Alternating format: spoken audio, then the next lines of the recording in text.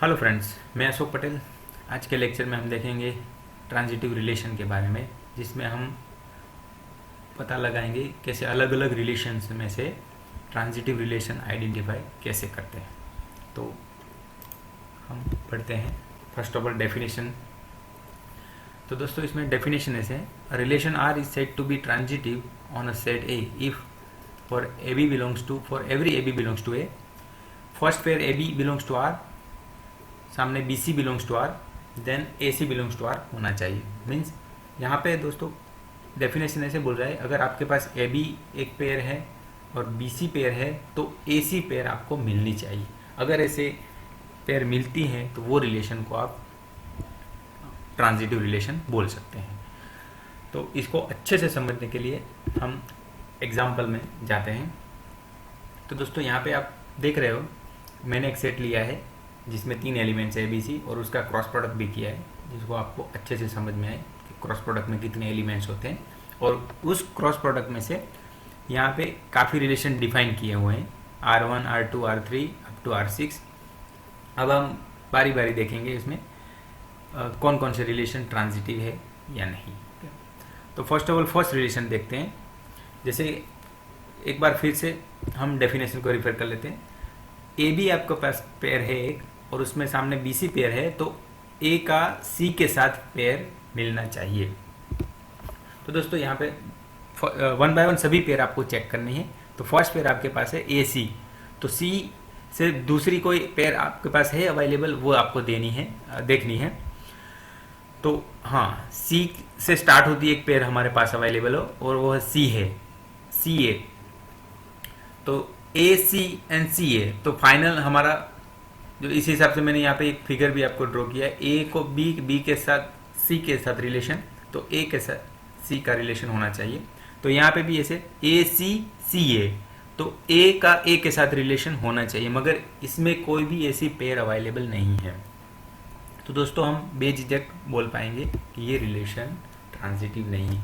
एक भी पेयर ऐसी मिल गई आपको जिसमें by definition A to B relation है, बी टू सी रिलेशन उसमें अवेलेबल है, मगर ए का सी के साथ नहीं है, तो आप बेझिझक बोल पाओगे कि रिलेशन ट्रांजिटिव नहीं है। तो फर्स्ट रिलेशन में से मिल जाता है। जैसे फर्स्ट पेयर में ही हमने देखा ए का सी के साथ, और सी से स्टार्ट होती है पेयर, सी का ए के साथ रिलेशन है, तो ए का ए के साथ रिलेशन होना चाहिए, मगर ऐसा नहीं है। ए का ए के साथ रिलेशन वाली कोई पेयर ही इसमें नहीं है। एक भी पेयर ऐसी मिल गई तो हम आगे की पेयर चेक करने की ज़रूरत भी नहीं पड़ेगी। तो फर्स्ट रिलेशन R1 हमारा ट्रांजिटिव नहीं होगा। दूसरे के बारे में देखते हैं।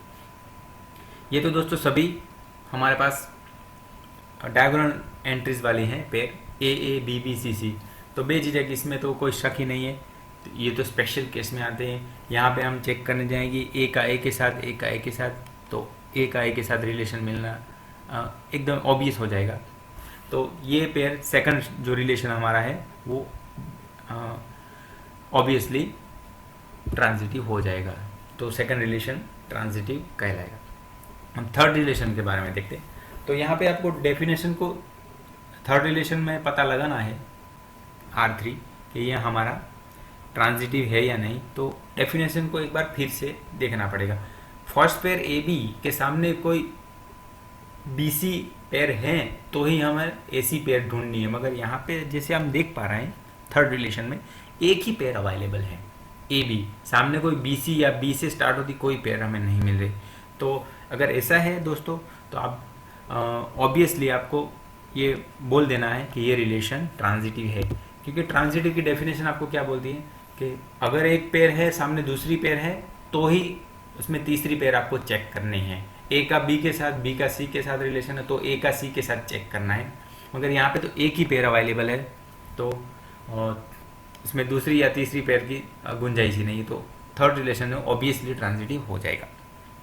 फोर्थ वन देखते हैं। यहाँ ए बी और सी ए, जैसे हम देख पा रहे हैं ए बी के सामने कोई बी से स्टार्ट होती कोई दूसरी पेयर हमारे पास नहीं है, वैसे ही सी ए के सामने हाँ, मगर यहाँ पे देखिए सेकंड पेयर में सी ए के सामने ए बी पेयर अवेलेबल है, तो सी ए से ख़त्म होने वाली यहाँ ए से स्टार्ट होके बी, तो यहाँ पे फाइनल हमारा जो रिजल्ट मिलना चाहिए सी का बी के साथ रिलेशन मिलना चाहिए, मगर वो नहीं है, तो ये जो रिलेशन है वो ट्रांजिटिव नहीं होगा, क्योंकि सी का ए के साथ और ए से स्टार्ट होती ए का बी के साथ, तो यहाँ पे सी से बी का रिलेशन हमें मिलना चाहिए मगर नहीं है, तो ये रिलेशन फोर्थ वाला जो ट्रांजिटिव नहीं होगा।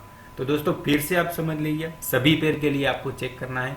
फोर्थ रिलेशन में फिर से देखो एक बार, फर्स्ट ए बी पेयर, तो ए बी पेयर में बी से स्टार्ट होती कोई पेयर नहीं मिलती, तो इसमें तो दिक्कत नहीं है, ए बी पेयर में तो कोई दिक्कत नहीं है। अगर सेकंड पेयर हम देखते हैं, जैसे ही सी ए पेयर के सामने ए से स्टार्ट होती ए बी पेयर है, तो फाइनल रिलेशन सी का बी के साथ इस रिलेशन में होना चाहिए, मगर वो नहीं है, इसीलिए ये फोर्थ रिलेशन ट्रांजिटिव नहीं। फिफ्थ वाला रिलेशन हम देखते हैं, ए का बी के साथ, ए का सी के साथ, बी का सी के साथ रिलेशन है। तो फर्स्ट हम ए का बी के साथ, तो उसमें बी से स्टार्ट होता रिलेशन, हाँ थर्ड पेयर हमारे पास अवेलेबल है, उसका सी के साथ रिलेशन है। तो यहाँ पे देख पा रहे हैं ए का बी के साथ, बी का सी के साथ, तो फाइनल रिजल्ट ए का सी के पास सी के साथ होना चाहिए, हाँ वो पेयर हमारे पास अवेलेबल है, तो उसमें कोई दिक्कत नहीं है। तो दूसरा पेयर अब देखते हैं, ए का सी के साथ, मगर सी से स्टार्ट होती कोई भी पेयर हमारे पास अवेलेबल नहीं है, तो उसमें दिक्कत नहीं है। और थर्ड पेयर देखते हैं बी का सी के साथ, तो यहाँ पे भी दोस्तों देखिए सी से स्टार्ट होती कोई पेयर हमारे पास अवेलेबल नहीं है, तो उसमें भी दिक्कत नहीं है, तो ये रिलेशन ट्रांजिटिव होगा। जैसे हम डेफिनेशन हमारा भाई उस हिसाब से हो जाता है, क्योंकि फर्स्ट पेयर में हम देख पा रहे हैं ए का बी के साथ, बी का सी के साथ, तो ए का सी के साथ रिलेशन हमारे पास ए सी पेयर अवेलेबल है, तो इसमें दिक्कत नहीं, वो हो जाता है। और ए सी सेकंड और थर्ड पेयर, उसमें कोई दूसरी ऐसी कोई पेयर नहीं मिल रही कि हमें थर्ड पेयर उसमें फाइंड करनी पड़े, तो फिफ्थ रिलेशन ऑब्वियसली ट्रांजिटिव हो जाएगा। अब सिक्स्थ रिलेशन में देखते हैं, उसमें फर्स्ट पेयर सी बी दी हुई है, सामने दूसरी पेयर बी से स्टार्ट होती सी बी सी दी हुई है, तो फाइनल रिजल्ट बनेगा सी सी, हाँ वो तो हमारे पास अवेलेबल है इस रिलेशन में। तो ये तो दोस्तों फर्स्ट पेयर वाला हो गया ट्रांजिटिव। दूसरी पेयर बी सी, और उसमें सी से स्टार्ट होती फर्स्ट पेयर सी बी, वो अवेलेबल है, तो बी सी सी बी, तो फाइनल बनेगा बी बी, तो वो भी रिलेशन हमारे पास है अवेलेबल, तो उसमें भी दिक्कत नहीं है सेकंड ऑर्डर पेयर में। और बाकी की दो पेयर बची, वो तो डायगोनल एलिमेंट्स की पेयर है, तो उसमें तो कोई दिक्कत ही नहीं है। जैसे हमने सेकंड रिलेशन में देखा, डायगोनल वाली पेयर जो है ऑलवेज ट्रांजिटिव हो जाएंगी, तो उसमें कोई दिक्कत नहीं। तो दोस्तों सिक्स्थ रिलेशन भी आपका ट्रांजिटिव हो जाएगा।